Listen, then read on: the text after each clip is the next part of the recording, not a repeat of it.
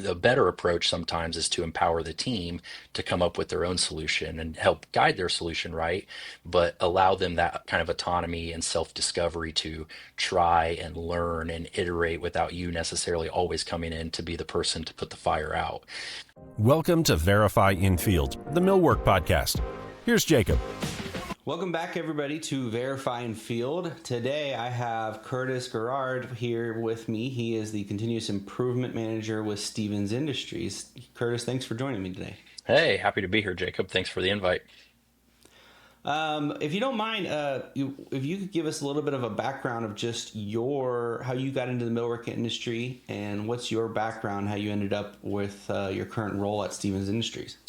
Yeah, sure. So I am a Stevens Industries Continuous Improvement Manager, which is kind of a little bit of an ambiguous title, but I'll try to do my best to explain it. But my journey into the millwork and AEC industry kind of became a crosshair of passion and opportunity. So my background is all manufacturing operations based, primarily in automotive and custom automation.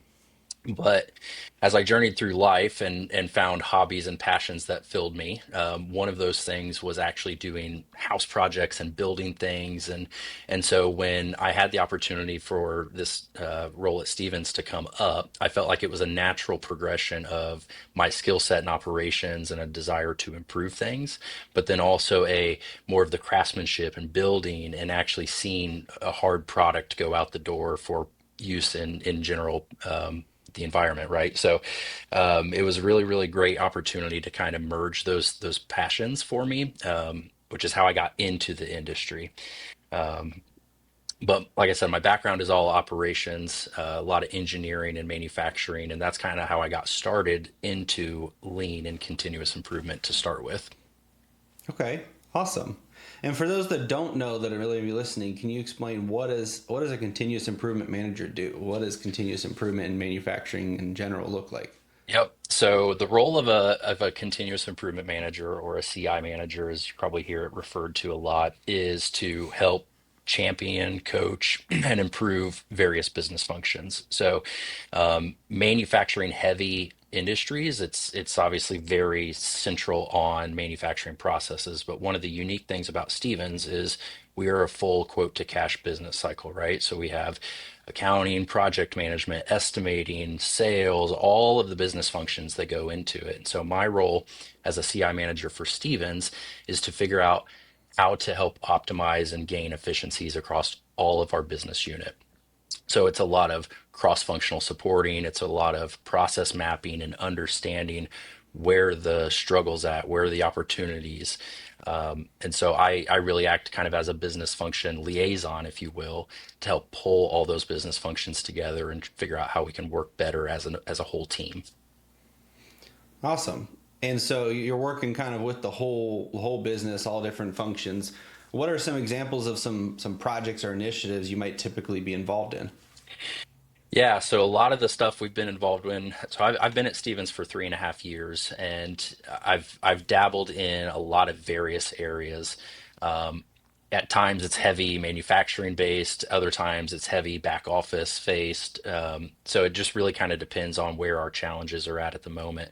But so much of the work I've done has been on how do we get kind of our front end administrative processes kind of flowing better. And so much of that anymore is around how data flows, how information is passed from, say, sales or pre-construction to estimating to project management, out to the shop floor, out to the field, right? And so a lot of the work I've done has been, what is the process? Are we operating in silos maybe because somebody just isn't aware of where the information goes or how it gets leveraged? So a lot of process mapping, a lot of just pulling the team around common problems to say, okay, what feels like the right thing to do here? Is it just a revisit our process, or is this hey, we need to kind of optimize or create a new tool, a new process? So that's been a lot of my focus. I'm also very heavy on a lot of our software initiatives that we'll probably jump into at some point. But really, at the end of the day, the goal is just how do we get the business kind of working better as a team so that in turn we drive efficiencies, which in turn help support our customers better. It's interesting because, what you just described is, I imagine a lot of, it might be counterintuitive that you might start with trying to help manufacturing, and in that you find some symptoms of problems that are outside of manufacturing directly, right? And you might spend a lot of time working in those back office or kind of front of house departments to ultimately solve a problem in manufacturing, right? Right. Yeah, you're exactly right, Jacob. And that's why, so much of a core function of continuous improvement is understanding and solving the root cause issue, right? And there's different tools and tricks to do that. But you're 100% right. When you go into the manufacturing space and you really start to analyze, okay, what is the problem here?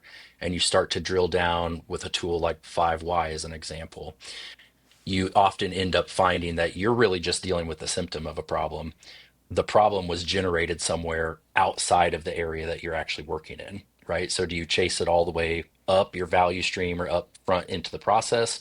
Or if that's outside your circle of influence, right? Maybe that's a supplier that's outside your four walls that's generating that issue. How do you handle it inside your four walls, right? So there's kind of different ways to combat that, depending on what you find in your investigation.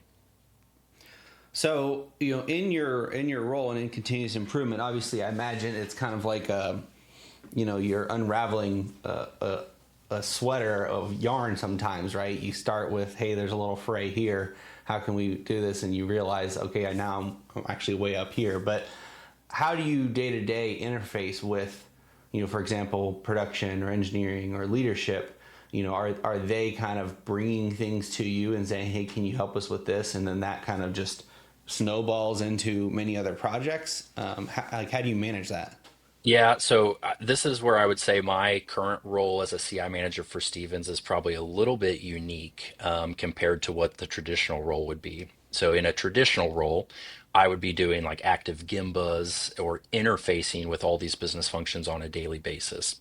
The way that we're kind of structured right now, because I'm helping lead a lot of software development projects, we actually have lean process engineers that are kind of more of an actual manufacturing function. And so they will help kind of steer the daily issues and the daily corrective action on things. But then certainly when we get into like some higher ticket problems or some problems that do require that really cross-functional support, that's typically where I'll help step in and kind of help coordinate, whether it's a one-off meeting or a workshop or whatever the case may be. Okay, awesome. So, focusing a little bit specifically on process improvement just within manufacturing, have you found, are there any common areas where process inefficiencies exist, for our industry, for millwork manufacturing? Yeah, so this kind of goes with some core tenets of continuous improvement. For those listeners that maybe lean is new to you, or maybe you've heard it, but maybe you haven't done a lot of hands-on practice, it really comes down to your eight wastes, and it's acronymed as the word downtime, or Tim Wood from an older generation of seven wastes.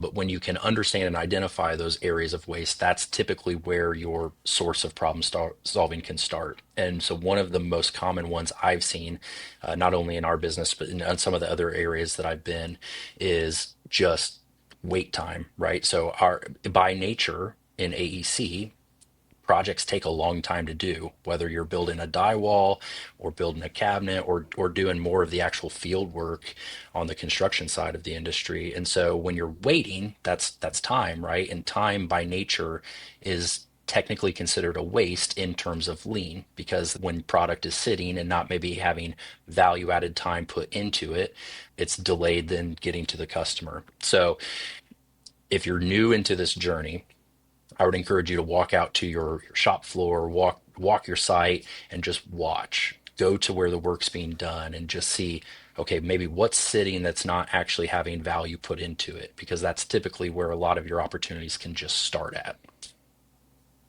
And do you find that, inherently a lot of people maybe who aren't educated or familiar with lean or continuous improvement, but they have experience in our industry, from my experience, I find a lot of maybe, business owners who've been doing this for a while, but they haven't kind of been exposed to process improvement and stuff. They're chasing materials, they're chasing waste and physical things versus labor or time or things like that. Is there a way that you go about one identifying and kind of showing that, and more so kind of educating leadership on like, here's how to think about this, here's how you start to identify what really is, not only the biggest waste, but like what's going to make the most impact for us to put effort into improving? Like, how do you kind of bring those people that you're ultimately working with towards kind of what and educating them, as well as getting them kind of coalesce towards that direction? Yeah, it can be a unique challenge sometimes because, right, one of the things is you have to really understand what is the problem you're trying to solve. And depending on what you can physically see, or maybe what your organization's goals and key performance indicators are that you're aiming for, that can start to bias you towards different actions that you think you need to take. And so, whether it's lean, or if you're more like statistically driven with Six Sigma stuff, it really all starts with a clear definition of what is the problem we're trying to solve. And so typically when we're going through that phase, that's kind of the opportunity to say, okay, hey, let's slow down long enough to really understand the problem in itself. And through that, you typically start to intertwine some education around, here's what we think we're seeing, but have we really peeled back the onion enough to understand what's really going on?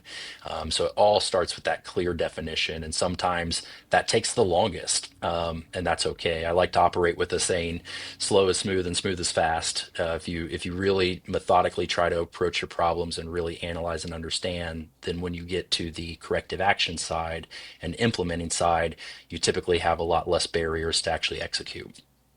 Yeah. And so, is that part of your process as far as getting buy-in across the teams when making changes? Because a lot of times, obviously, there's, if ownership or leadership is bringing you in or bringing somebody in and saying, hey, we're going to make an effort towards continuous improvement, that doesn't necessarily mean everybody on the team's on board. And particularly if, or maybe they're on board, but they're on board with you making changes outside of their little sphere of Right. influence, right? Yeah. And so, a lot of times from my experience with change management, that's the hardest part, is getting everybody to agree, hey, we need to change, and two, we need to change this, Right. and why. Can you talk a little bit about just that process of getting buy-in from the team? Yeah, and that is super critical because so much of CI is not just tools and methodologies, it's a human science as well, right? And you're touching on it. One of the biggest things that I always try to really operate under is early involvement. Are we getting the right people involved with not only understanding the problems, but brainstorming the potential solutions, right? Really doing that analysis side of it. The other thing that's critically important is it's really easy as you start to navigate your career and the higher up you get, right, for you to be positioned as that authority power where hey, Jacob's got the experience, he can solve the problem, right? But from a leadership point of view, that's maybe not always the best approach. The better approach sometimes is to empower the team to come up with their own solution and help guide their solution, right? But allow them that kind of autonomy and self-discovery to try and learn and iterate without you necessarily always coming in to be the person to put the fire out.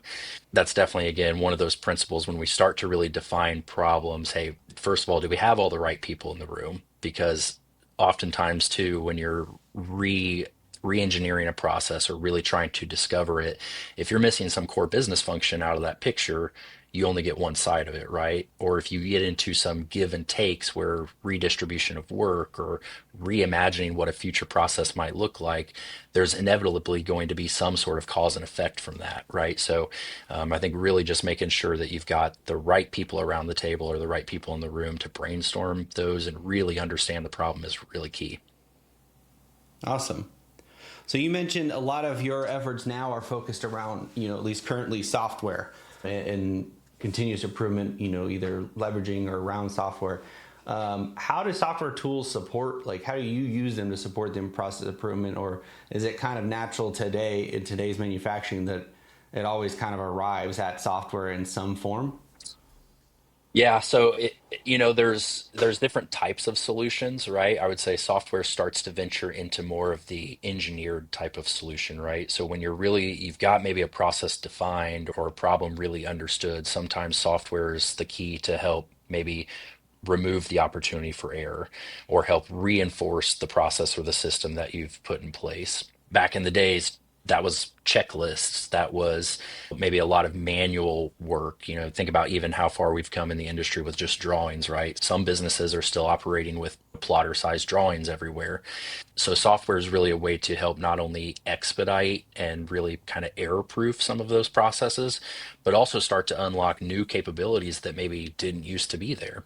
So in my role with software, it's really saying, okay, hey, here's processes we're struggling with. Do we already have a software development teed up that's going to help fix that? Or maybe is there opportunity for software to help drive efficiency, reduce data transfer, data errors, interpretation issues of data, things like that? So obviously, software, like as you described, is used already in some of these functions, and you can obviously augment it, improve it. Is there software that is specifically for just the process of continuous improvement that is at all that you use? There's definitely a lot of tools out there that could be helpful. So, like so much continuous improvement and understanding where to start is documenting the process. So, using tools, whether it's like Microsoft Visio to just write, like draw your boxes out and connect stuff and start to understand. That's one. A web-based tool to do that same function is Miro. That's starting to be a really, really popular one that's more collaborative maybe than Microsoft Visio is. Good old Excel, right? Like a lot of people still do time study data and process steps sequencing in Excel. But then also more on like the standard operating procedure side, there's starting to be a lot of kind of out of the box solutions come into market to help you not only capture that standard work, but kind of house it, help funnel training through it, things like that. So there's certainly tons of opportunities out there. Quite frankly, sometimes you can almost be inundated with like, what's the best tool for this, right? And I think that's kind of where you have to sometimes take your step back and say, okay, is it better for us to just get started somewhere and kind of pivot as we learn and we grow, or do we need to kind of get into the analysis paralysis sector and make sure that we're picking the exact right tool? Because sometimes I feel like teams and companies can get hung up in that side of it. Yeah. And then as far as, as you're going through continuous improvement and finding like, hey, we need a solution here or we need to improve this process here, a lot of times I think most people are aware of like, okay, is there an existing software platform or tool on the market that we can go research and buy and leverage? But sometimes there isn't, or sometimes there's pieces that need to be further developed. How do you think about that? Because today, right, everything's kind of available to us. But I think a lot of people maybe don't know how to, one, they don't realize, hey, I could go and invest in developing a solution. And two, is that a smart financial decision, if that's not our expertise? How do you think about that as far as like, okay, maybe there's not something that is exactly what we need, and can we go and build a software tool or solution or piece something together to fix this problem we've identified in our continuous improvement journey? Yeah, that's a great question. And honestly, it's a little hard to answer. But here's what I would say: everybody's business within our industry was built on the backbone of what got them to where they're at today, right? And whether that's manual processes or out of the box solutions that exist, I think one of the things when you look at commercially available software, so many of them check so many boxes, right? But there's always that one or two things that's maybe unique to your business or that you feel like is really unique to your business where it doesn't, okay, it doesn't fit that box. And in some cases, you can kind of live with that, right? Maybe it's you have to reimagine a position on your team to help support that box that's not checked, or add a team member, or whatever the case may be. I think it really comes down to, one, what is your tolerance for kind of the investment side of it? Because certainly developing your own tools can be more expensive than just going and buying something commercially available, right? However, on the flip side of that, if you have this vision of like, I want my business to operate this way, right? Here's what we've done, it works, but I need to take it here, right? I need to figure out how to scale this solution I've built. then the custom route might be for you, because you can kind of take your process that you've already built your business around and continue to kind of tailor that to meet your needs of tomorrow.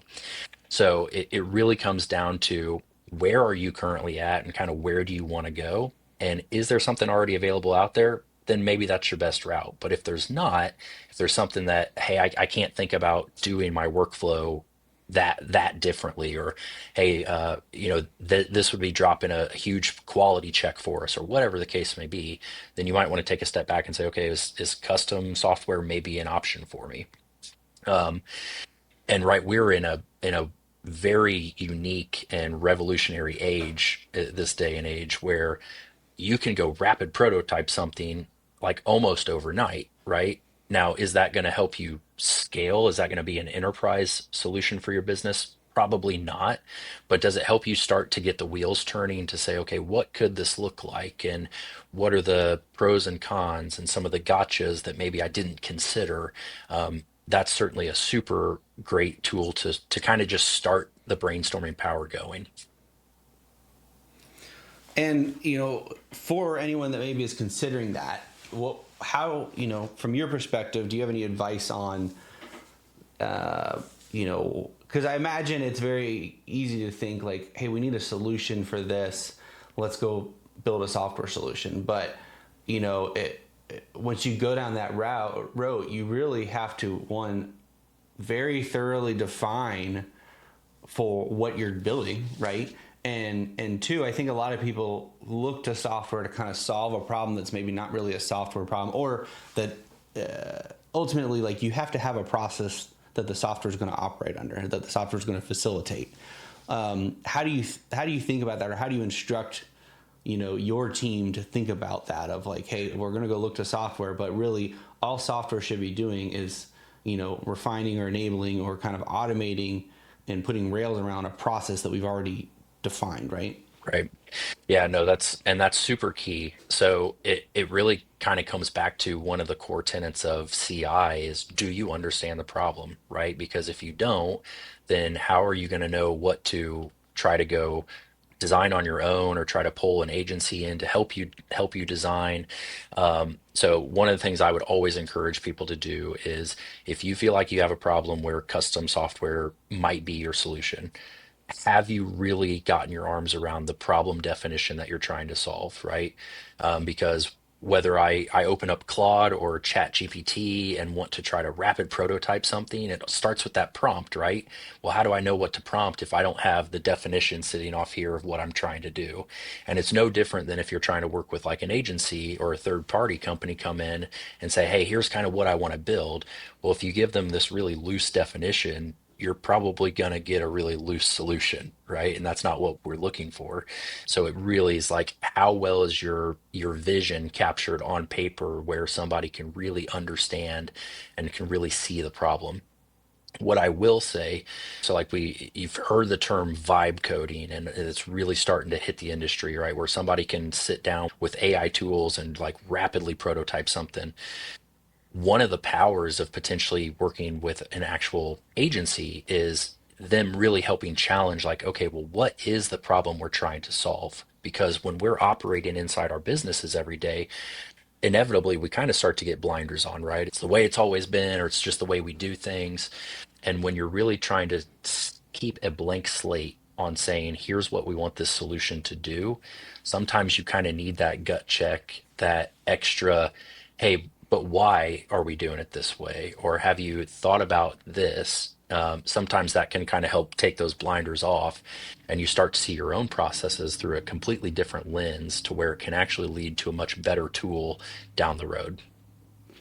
Yeah, sometimes maybe some of the requirements or kind of constraints that are assumed aren't really constraints, or don't have to be constraints of like, hey, well, it has to be this way because this is how we do it currently. Well, but does it, right? And could that no longer being a constraint open you up to a much better solution? I always said I went to school for architecture, and a lot of really what I learned was not design, but was really how to communicate with the client and understand what they were trying to solve. Because a lot of times clients bring you a design problem in the form of their supposed solution. Hey, I want you to build me a house that looks like this. Hey, I want kitchen that does this because I've seen another one and I Hmm. liked it.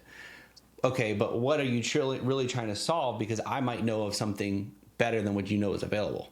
And that's where, like, as you mentioned, if you find, yes, you can go on ChatGPT or something and solve it yourself, but you're only able to ask it what you know how to ask it to do, basically. And like, okay, I want a solution that does this. But if you're working with an expert that's built software and a team, they can still leverage those tools, but they might be able to leverage something else you don't know exists, or might be able to question a constraint or a requirement that might not need to be there in the beginning. And so that's a great segue. You already kind of jumped into this, but we talked about software, and now AI is kind of flipping everything on its head.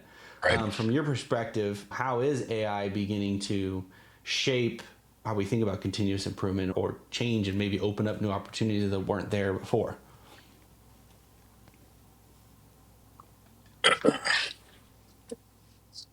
Yeah, that's a really, really good question. You know, think of AI as like your super brain, right? Especially in our industry, a lot of industries are like this, and some are unfortunately still are. But so much of the workforce still operates under tribal knowledge, right? It's just that's how I was trained, or we retain everything up here. And so, one of the key things with AI, especially as any company that's really trying to standardize processes know that standard operating procedures are a really good way to do that. And so when you start to build that data of documentation that supports what we should be doing and why we should be doing it, AI can be a super awesome tool to expedite training, to revisit processes that are not second nature all the time, right? It's like, hey, this is something we do once every 6 months. Okay, do I need to go dust off my SOP that I've not touched for 2 years? Or do I have that trained in maybe a custom GPT that I pop my question in and it retrieves that information for me and gives me my answer? So that it can certainly be used in a lot of aspects for that. But even more so, we're starting to see it kind of take your data and coupled with maybe a large language model or some machine learning aspects and really help supercharge a lot of these processes and question answer type things that maybe you never even knew were possible. Right? You think about all the amount of data that goes into a construction project, right? You've got the prints, you've got all the dimensions and everything there. What a lot of people don't realize is that data is super valuable, but how do you leverage it, right? You and I can read it. We can maybe open up Bluebeam and OCR some stuff, but there's so much more potential there if you kind of start looking at it from a metadata point of view, all the embedded stuff that's actually there. And so that's where AI and some of this custom software stuff can really start to supercharge. Envision being able to pull up a set of blueprints and ask a question against, hey, what's my sink depth on elevation 8.4, right? Like all that stuff is starting to become actually possible because of where software and industry is going, specifically with using AI to interpret the data for us. Awesome. So, for how do you think companies that maybe are like curious about AI but unsure of where to even begin, how can they start to dip their toes into, can we be leveraging AI? Figuring out how to leverage it and how to go about thinking about, one, not missing the boat, not missing opportunities, but also not trying to, dive into something they don't really even know where to begin. Yeah, I would say, first and foremost, just try to get hands-on with it, right? So whether it's Chat GPT or Claude or there's tons of other ones out there. So many of them offer free accounts, right? You can go to their websites and kind of just start playing around, right? Think about this is like Google on steroids, right? You ask a question and just start to learn like how does it find links on the web? How does it kind of derive its answer? And just really get a feel for like, okay, what are some of the technical capabilities this thing could get? But then if once you start to get that comfortability, then you start thinking, okay, now application based. So I've got general knowledge, but how do I apply this? And that's where you start to open up a whole new playing field of, okay, well, if I give it my company's data and my company's processes, and really get more down the objective side of integrating it into custom solutions. In my opinion, the opportunities are endless. And there's also like training videos and stuff out there on the web that you can certainly do, but I've always been more of like a hands-on learner, right? And so just being able to interface with it and test it, upload a document to it. You'd be surprised if you go to Gemini, which is, I think it's Google's version of AI. Upload a finish schedule to it and see what it picks out of it. You might be surprised at how well it actually reads the table structure off of a blueprint, and you'd be like, "Oh God, okay, so what can I do with this?" Right? And it starts to really allow that creative brainstorming power to come in, and you start to kind of see the world differently as far as, well, here's how we're operating today. What could this look like tomorrow if we kind of pull AI in as a resource for us? So Awesome.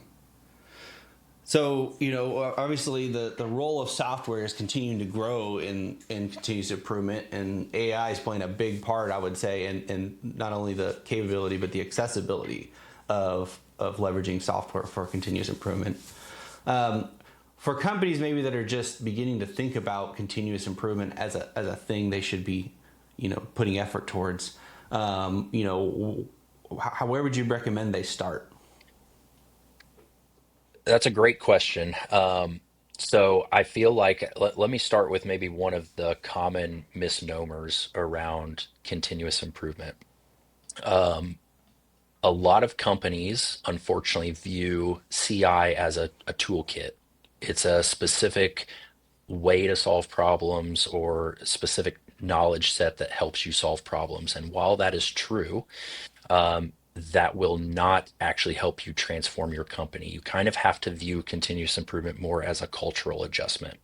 It's the way we approach problem solving, it's the way we develop people's problem solving skills. So if you're thinking about continuous improvement or operational excellence, if you take it maybe more from a holistic point of view, is you really have to think about, okay, how do I make sure my company's sustainable? How do I make sure that we're, as an org unit, always pushing for that next plateau up, that next step of improvement? If you view it from that point of view, um, the some of the best places just to get you started. So Toyota is still known as one of the fathers of lean, right? They really helped, between them and Ford, they really helped modernize still what we know lean as today in continuous improvement. Look within your region and see if there's a Toyota facility within driving distance, because they typically will allow free tours through their facility to where you can just start to get a sense of, if you successfully implement lean and some of the principles around visual management, respect for people, you start to kind of see that here's what we're aiming for, maybe. Um, the other thing is there's a lot of good resources out there. So the Lean Construction Institute, LCI, that one's a little bit more geared towards our specific AEC industry. That's a great one where they have free resources and workshops you can get into and all these different things to where you can just start to kind of elevate your knowledge. Um, the Gimba Academy is another one that's geared a little bit more towards like manufacturing processes, but they also do some really good baseline knowledge and workshopping and things like this. I guess the long and short of it is there's tons of resources out there, and even in probably your own professional networks, right? Ask somebody, hey, what are you guys doing for continuous improvement or lean? Or hey, have you seen this tried? So many people love to share that type of knowledge. At least I do. I don't know. I might be the outlier. Um, but it's really more of a, how as a workforce do we really help push the bounds of the industry forward? And I think continuous improvement and really being intentional about the cultures we build within our organizations will help do that. Awesome. And for those that are maybe like, okay, I feel like as a business owner, I should be thinking about this. Do I need to go out and hire somebody? Can we do this internally? And what is this going to cost? How do you recommend business owners or leaders thinking about not only just should they be pursuing it, how they go about it, but return on investment and cost, and like, how do I do enough but not too much? How can they be kind of analyzing and thinking about that as they're starting this journey of continuous improvement? Well, like any good investment, right, you kind of have to understand, is there an ROI on this? Or typically there's not even a conversation that gets started. What I will say from a culture changing point of view, that's probably going to be a little bit longer of an ROI than what you would love to hear. And the reason I say that is because, again, if you really think about sustainment, so much of it is cultural. There are certainly some quick wins you could go after, right? Like maybe you go after a process that's causing a lot of defects in material, right? Like that's certainly maybe a quick win, something that actually affects your profit and loss statement that you can go after. But when you think about um, sorry, I'm getting some echo.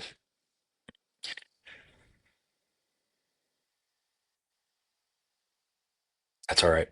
So, but when you think about the ROI for actual continuous improvement, um, some of it is employer retention.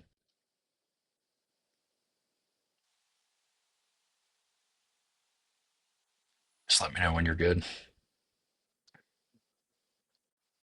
You're okay.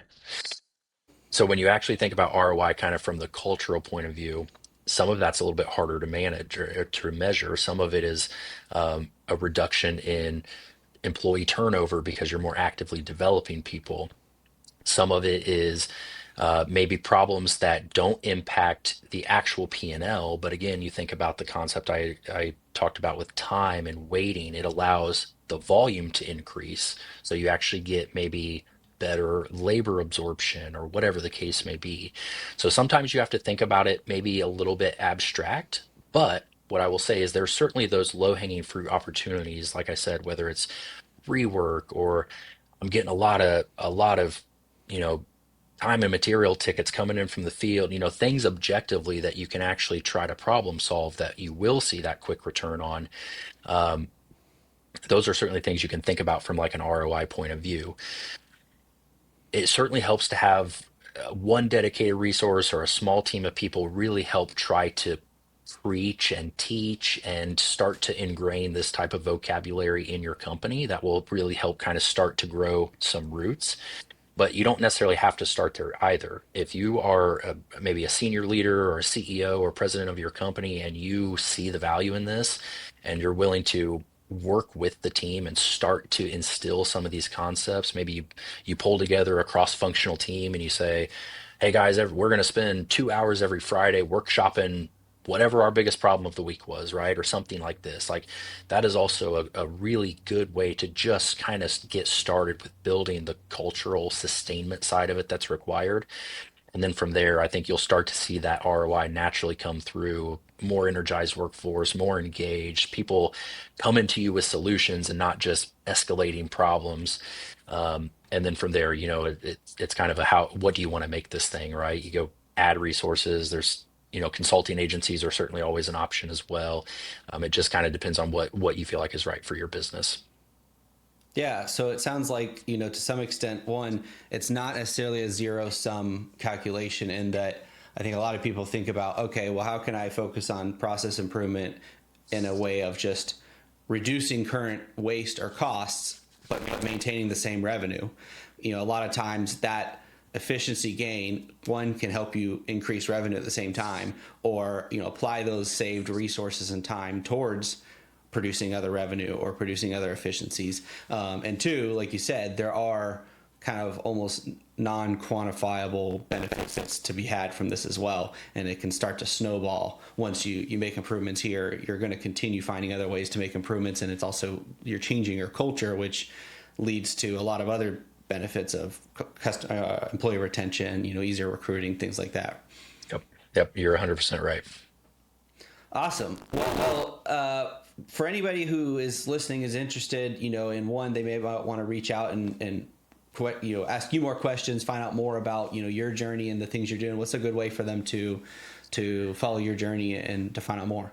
Yeah, there's a couple easy ways to get a hold of me. LinkedIn is one. My company email is also another one. That's Curtis G, Curtisg at stevens.ind.com.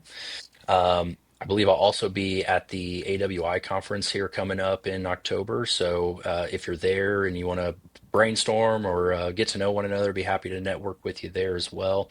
Um, but yeah, just reach out, right? Whether it's me or somebody else in your circle or network, just start having those conversations and understanding maybe are there better ways to do things because that really starts to unlock your creativity and the way you think about improvement. Awesome. Any final parting advice for anybody that's looking to go down this journey? I would say if you're a decision maker in your company and maybe you're not doing improvements as intentionally as you want, definitely give continuous improvement, lean, operational improvement, or operational excellence a look. The thing I will tell you though is don't just expect it's going to be a 6 month, 12-month flavor of the day problem solving venture. I mean, you really have to be willing to invest in, hey, what got us here is great. It might not get us there where we want to go as a company. And so we actually have to think differently about how we operate as a team. And that's really where I think CI and operational excellence can do a lot of good.